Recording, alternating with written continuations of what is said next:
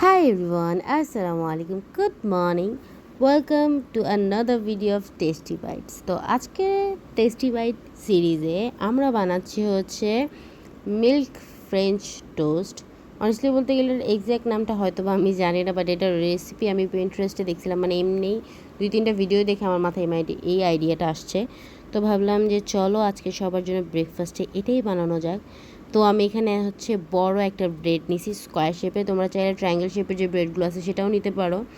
দেন হচ্ছে আমি ব্রেডগুলোকে স্লাইস করে কেটে নিছি, এমনি কাটা ছিল বাট আমি পুরো কাইটা নিছি।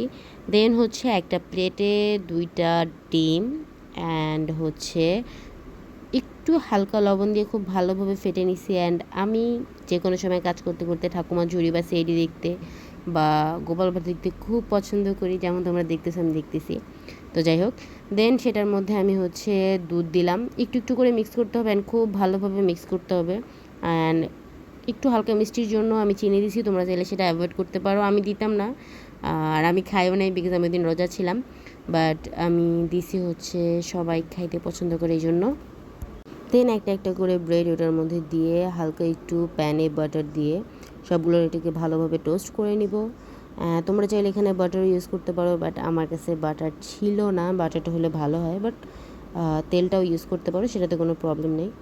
দেন আমি একটা করে সবগুলো ব্রেড এভাবে মানে লিকুইডটার মধ্যে ডিপ করে দেন হচ্ছে ফ্রাই প্যানে ভালোভাবে টোস্ট করে নিছি।